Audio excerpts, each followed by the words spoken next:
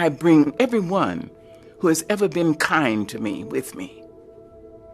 Black, white, Asian, Spanish-speaking, Native American, gay, straight, everybody. I say, come with me. I'm going on the stage. Come with me, I need you now. Long dead. You see? So I don't ever feel I have no help. I've had rainbows in my clouds. And the thing to do, it seems to me, is to prepare yourself so that you can be a rainbow in somebody else's cloud. Somebody who may not look like you, may not call God the same name you call God, if they call God at all. You see? And may not eat the same dishes prepared the way you do, may not dance your dances or speak your language, but be a blessing to somebody.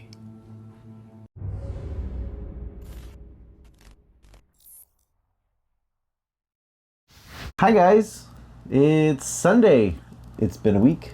It has been a week. It's been an orange week, a very bright orange week. So we just wanted to take a few minutes and just give you guys a quick update on the last week since we posted our last video. And just for those of you who are watching internationally who don't know what's going on in Canada, or for those even in Canada who aren't really paying attention to what's going on, I guess. Yes, we're just going to give kind of like a quick rundown sort of what's been happening. So as I'm sure you can tell, we're in better spirits. It's been a very, very good week. There's moments where I cried a lot, but it was like happy tears. So it's been a really good week. We kind of started off because Canada Day was coming up July 1st. There was a trend going across. It started on, I don't think it started on TikTok, but that's where it really gained steam and momentum, was on TikTok. But it was essentially, it started from the discovery at the residential schools, like the children that we talked about in last week's video. But what it was to cancel Canada Day, hashtag cancel Canada Day, and in solidarity with indigenous people, wear orange instead of red. And basically, like, kind of one of those read the room moments. Like, there are so many indigenous people that are mourning loss and genocide of our people, and celebrating Canada Day is kind of like a slap in the face. Yeah. So I was really glad to see that there was a huge response to that, a very positive response for the most part. Of course, there's always going to be negativity in people who want to buck the system and just say, you know what, screw that, I'm going to do it my way. I don't care if I look like a jackass. Newsflash, you do.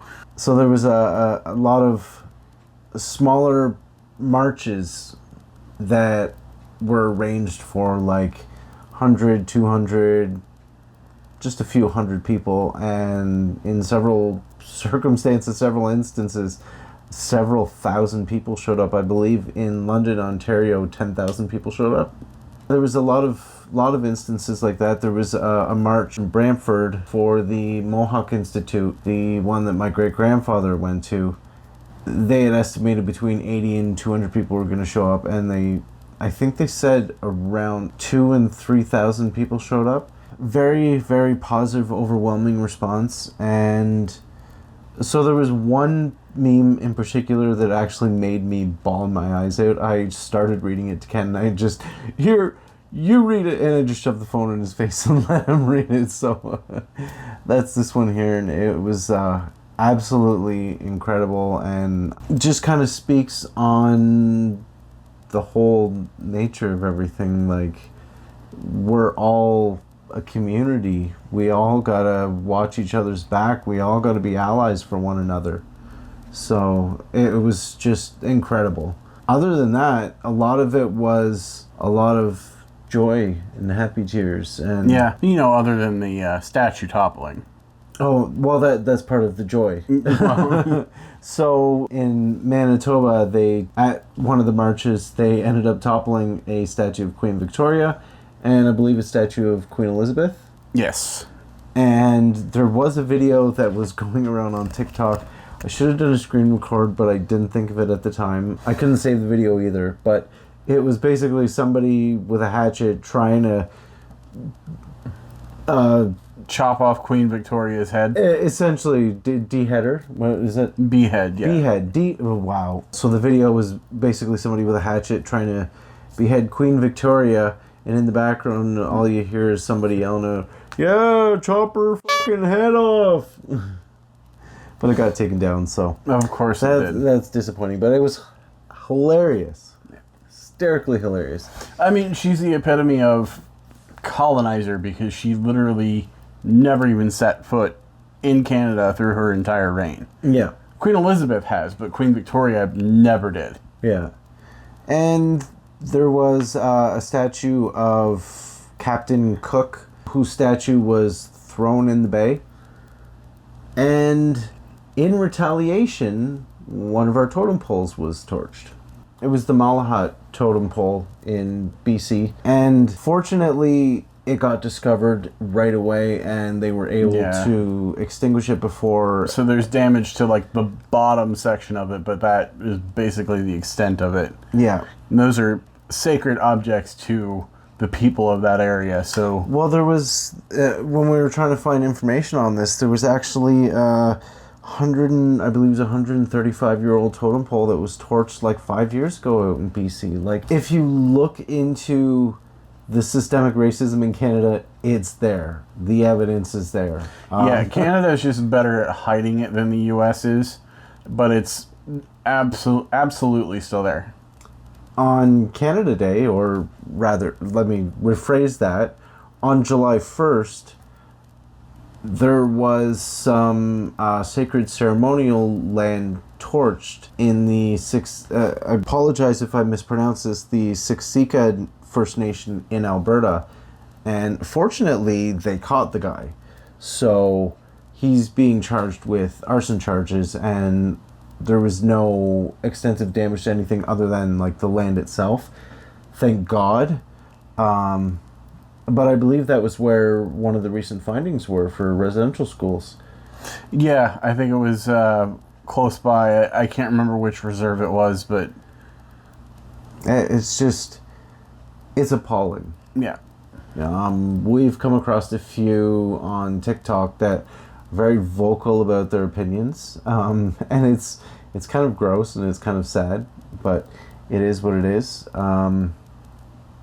Right now, the voices standing beside us as allies are much louder, much stronger than those who are opposed. So that is absolutely wonderful and warms my heart like you wouldn't believe. Our experience on Canada Day, it was pretty quiet and low-key. There was a march in town that we actually didn't know about until the next day. Yeah, we would have totally gone, but we didn't even know it was happening. I had no clue, and it was literally right up the road. Like, I didn't hear anything, but I went out at one point to water my flowers, and my flag was all twisted up.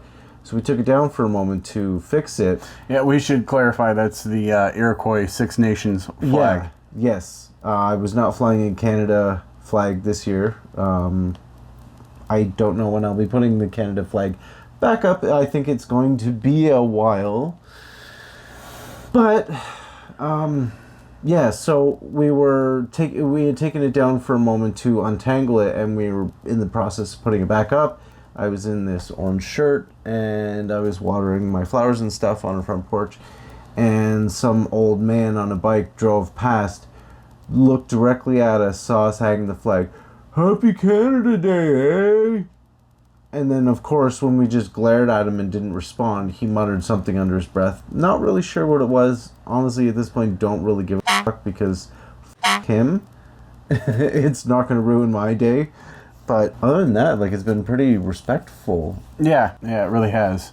Before Canada Day, and I'm kind of backtracking a little bit, I had decided I was going to go and pick up some supplies and, like, some orange balloons, some orange ribbons and stuff, and just completely decorate the entire porch in orange. And there was no orange. Like, nothing. Everything was sold out. The only thing that was orange in that store that I could have bought were tiny little, like, mini plastic pylons. So that wouldn't have really done anything. When he came home, he was super upset, and I tried to explain to him, like, you're probably not finding anything orange because it's all been sold through. Like, it's gone, it's sold out. Yeah. And he had his doubts, but after seeing the support, Yeah. and hearing that they had a rally just up the road, like, yeah, that that was very reassuring. So yeah. So now, going forward, we're still working on the Truth and Reconciliation agreements. Canada's very slow at working towards it, progressing on it. I think 2 demands have been partially met so far, so that's that's something. Though, big piece of news for the Six Nations. In Caledonia, there has been an ongoing land dispute for years. Yeah. So what it was is there's unceded land belonging to the Haudenosaunee. That's my people, the Six Nations. That's like all the Six Nations of the Iroquois. We have land out in Caledonia, and it's been promised to us by the government, but the government refuses to acknowledge that and give it back to us. Correct. So they had since sold the land to land developers, and we're putting up like a $1 billion complex and like these McMansions. And the government of Canada, on behalf of the Crown, sold that land to the developers. The Haudenosaunee did not sell that land. That is their land. They're entitled to it through the Haldimand Treaty of 1794. So we won. They pulled out. I watched an article on the news, and funny enough, they only interviewed the land developers, and they were angry and pissed off, of course. Yeah, but they were hiding it under the guise of, I just know that the neighborhood in Caledonia is going to be so upset that they aren't going to have 200 more families, and I'm like... They tried to be very smug about it, and like, no, like... The upcoming generations recognize what we're doing to the earth and recognize that we need to stop and back up progress, because like the progress is not for the good of the earth. It's right. For the good of the 1% who's making the money off of everything else and nobody else.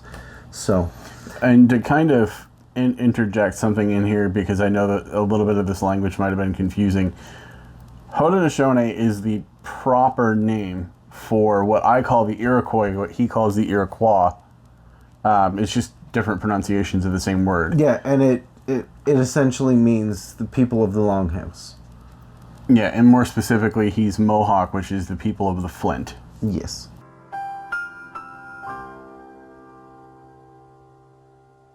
In fact, let me just also interject this one point. For those of you who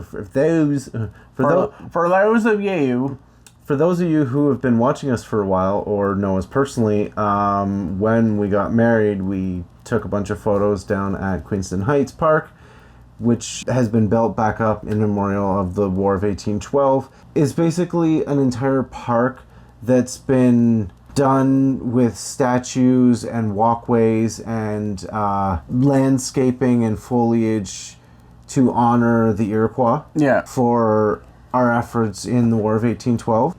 Like, we were essential in the winning of the War of 1812. Without us, Canada would not have won. Yeah. So this one, it takes me to this park that is completely dedicated to a war that the Americans lost. And said, here, let's take some wedding pictures. But in true wedding fashion, we got a picture of Ken on the American side and me on the Canadian side, overlooking. Like, it's very beautiful. So. The picture that we have, and it's actually sitting right there on our bookcase there, is behind us. You can see the Niagara River, and on the one side behind me is New York, and on the side behind him is Ontario. So it's like America, Canada coming together. I like it. Me too. I've done quite a bit of talking, so this final point I will leave with Ken. I may interject a point or two, but on you, baby? Yep. Love you. Love you too. The last and final point is still related to what we've been talking about today. The folks here in Canada have kind of lifted up their voice and said, we did not celebrate our holiday, July 1st. Canada Day and kind of passed the buck and said, we didn't do this. We would appreciate you not doing this as well to the Americans. I don't know that it's going to catch on to the extent that it did here, but there have already been findings of bodies at residential schools.